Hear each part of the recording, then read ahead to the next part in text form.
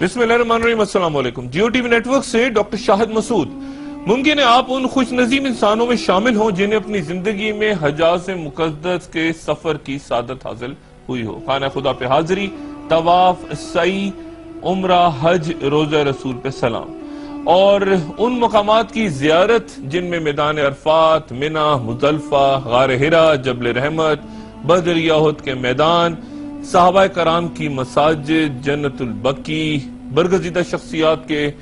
روزے، ایک طویل فہرست ہے ان جگہوں کی جہاں حاضری حجاز مقدس کے سفر کا ایک لازم حصہ تصور ہوتا ہے، اور اگر کسی ایک جگہ جانے کا موقع نہ مل سکے تو کم سے کم یہ حسرت ہر دل میں رہتی ہے کہ آئندہ کبھی بلاوا آیا تو اس سرزمین کے ہر اس حصے، اس گوشے تک جانے کی کوشش کریں گے جن کا ذکر وہاں کا سفر کرتے مسلمان حج و عمرے سے متعلق شائع ہوتی رہنما کتابوں میں پڑھا کرتے ہیں۔ لیکن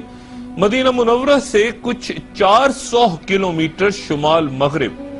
ایک ہزاروں برس سے خاموش، ویران، سنسان علاقہ ایسا ہے جس کا ذکر نہ تو آپ کو کسی حجاز مقدس کے بارے میں رہنما سفری کتاب میں ملے گا، اور نہ ہی کوئی مقامی سعودی باشندہ آپ کو وہاں تک لے جانے پہ آسانی سے رضامند دستیاب ہو سکے گا۔ روایت ہے کہ غزوہ تبوک سے واپسی پر رسول اللہ صلی اللہ علیہ وآلہ وسلم جب اس مقام سے گزرے تو انہیں مقامی بدو قبائلیوں نے ایک نزدیکی کنویں کا پانی پیش کیا۔ آپ صلی اللہ علیہ وآلہ وسلم نے اپنے ساتھیوں کو یہاں کا پانی پینے سے روکتے اس علاقے سے جلد روانہ ہو جانے کا حکم دیا، کیونکہ یہ علاقہ مدائن صالح کہلاتا، وہ ویرانہ ہے جہاں قوم سمود پہ اللہ تعالیٰ کا عذاب نازل ہوا تھا، اس قوم پہ جس نے اللہ کے بھیجے پیغمبر حضرت صالح علیہ السلام کا کہا ماننے سے انکار کیا تھا، تمسخر اڑایا تھا اور نافرمانی کی تھی۔ اور اسے قطع نظر کہ آج اقوام متحدہ کے ذیلی ادارے یونیسکو کی جانب سے سعودی سرزمین پہ موجود یہ واحد آثار قدیمہ ہیں جنہیں ورلڈ ہیریٹیج پراپرٹیز کی فہرست میں شامل کیا گیا ہے، یہ کہنا دشوار ہے کہ وہاں مہذب دنیا کے کتنے سائنسدان، دانشور، محققین، ماہرین سخت سعودی ریاستی قوانین کے باعث پہنچنے کے قابل ہو پاتے ہیں یا نہیں، کیونکہ رستے میں آپ کو بیان کر دیا جاتا ہے کہ اس مقام سے آگے فلم بندی یا تصویر کشی بھی منع ہے، اور یہ کہ غروب آفتاب سے پہلے اس علاقے سے باہر نکلنا یقینی بنا لیجیے۔ مدائن صالح، ان پہاڑوں کو غور سے دیکھیے اور قرآن شریف کی سورہ اعراف کی 73ویں آیت دہرائیے کہ اللہ تعالیٰ یہاں آباد انسانوں کو ان الفاظ میں مخاطب فرماتے ہیں کہ یہ بات ذہن نشین رکھو کہ اللہ تعالیٰ نے تمہیں قوم عاد کی ہلاکت کے بعد جانشین بنایا ہے اور تمہیں اس علاقے میں آباد کیا ہے۔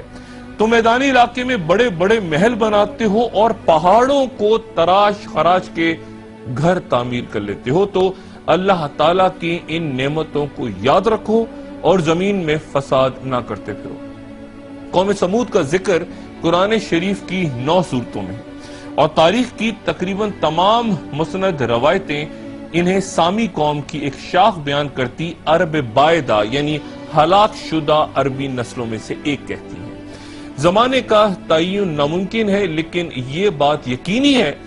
کہ اس قوم کا زمانہ حضرت ابراہیم علیہ السلام سے بہت پہلے کا تھا، اور تب تک یہ ہلاک ہو چکی تھی۔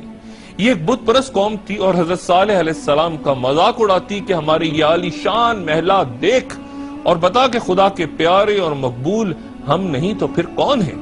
حضرت صالح علیہ السلام بحث کرتے کہ دین حق کا مذاق نہ اڑاؤ کہ اگر تمہارے غرور و تکبر کا یہی حال رہا تو پل بھر میں یہ سب کچھ فنا ہو جائے گا، اور پھر نہ تم رہو گے اور نہ ہی یہ محلات شان و شوکت جن پہ تم ناز کرتے ہو، کہ یہی سامان عیش تمہارے لیے عذاب عظیم ہے۔ پھر سرکش قوم نے حضرت صالح علیہ السلام سے معجزے کا مطالبہ کرتے کہا کہ سامنے والے پہاڑ سے ایک ایسی اونٹنی ظاہر کرو جو فوراً بچہ دے۔ سورہ اعراف کی 73ویں آیت کہ ہم نے قوم سمود کی طرف سے ان کے بھائی صالح کو بھیجا، اس نے کہا کہ اے میری قوم، اللہ کی عبادت کرو، اس کے سوا کوئی تمہارا معبود نہیں، تمہارے پاس پروردگار کی طرف سے واضح دلیل آ چکی ہے، یہ اللہ کی اونٹنی تمہارے لیے عظیم الشان نشانی ہے، اسے کھلا چھوڑ دو، اللہ کی زمین میں جہاں چاہے چر لے، اسے کوئی تکلیف نہ پہنچاؤ ورنہ تمہیں دردناک عذاب گھیرے گا۔ ان پہاڑوں میں ہزاروں سال پہلے قوم سے اللہ کے پیغمبر نے کہا کہ خدا کا یہ بھی فیصلہ ہے کہ پانی کی باری مقرر کر دو، ایک دن یہ اونٹنی پانی کا ناغہ کرے اور ایک دن باقی قوم۔ سورہ حشر کی آیت 155 اور 156 کہ حضرت صالح علیہ السلام سے فرمایا کہ یہ ایک اونٹنی ہے جو اپنی باری پہ پانی پیے گی اور تمہیں بھی ایک متعین دن پانی پینا ہوگا، اسے برے ارادے سے ہاتھ نہ لگانا ورنہ تمہیں ایک بڑا عذاب آ گھیرے گا۔ ابتدا میں لوگ اس اونٹنی کو پیار کرتے اور اس کے دودھ اور پھر تیار ہوتے مکھن اور گھی کو جمع کر کے دوسرے علاقوں میں جا کے فروخت کرتے، لیکن پھر وہ ایک دن کی پابندی سے بیزار ہونے لگے اور انہوں نے اونٹنی کو زخمی کر کے مار ڈالا۔ اونٹنی کا بچہ چیختا چلاتا اسی پہاڑ کے پتھر میں جا غائب ہوا جہاں سے اونٹنی نکلی تھی۔ اور پھر سورہ ہود کی آیات کی حضرت صالح علیہ السلام نے فرمایا کہ 3 دن تک اپنے گھروں کے مزے لوٹ لو، یہ وعدہ جھوٹا نہیں۔ پھر ہمارے فیصلے کا وقت آ پہنچا تو ہم نے صالح اور ان پر ایمان لانے والوں کو اپنی رحمت کے ساتھ اس دن کی رسوائی اور ذلت سے محفوظ رکھا۔ بلا شبہ تیرا رب ہی قوت و غلبے والا ہے۔ آخرکار ان ظالموں کو ایک زبردست چیخ نے اپنی گرفت میں لے لیا اور وہ گھروں میں ہی ڈھیر ہو گئے۔ یوں محسوس ہوتا تھا کہ وہ کبھی یہاں آباد ہی نہیں ہوئے۔ قوم سمود نے اپنے رب کی نافرمانی کی اور قوم سمود بھی فنا ہو گئی۔ قانون قدرت سب قوموں کے لیے یکساں ہے اور جب اس کا کوڑا برستا ہے تو آنے والی نسلوں کے لیے نشان عبرت چھوڑ جاتا ہے۔ سب قوموں کے لیے یکساں، لیکن مسلمان بھی بنی اسرائیل کی طرح خود کو اللہ تعالیٰ کی برگزیدہ قوم سمجھتے، یہ یقین رکھتے ہیں کہ اس کارگاہ حیات میں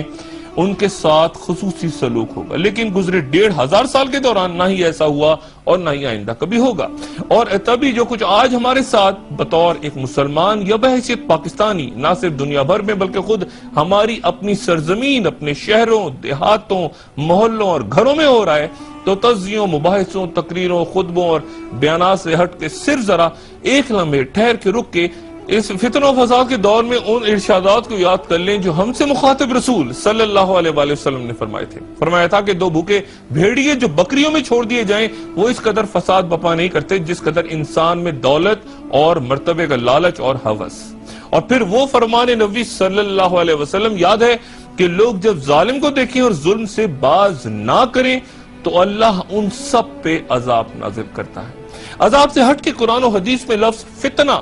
بکثرت اس قدر استعمال ہوا ہے کہ حدیث کی تقریباً ہر کتاب میں ایک مستقل باب ہی فتنوں کے لیے مخصوص ہے۔ اور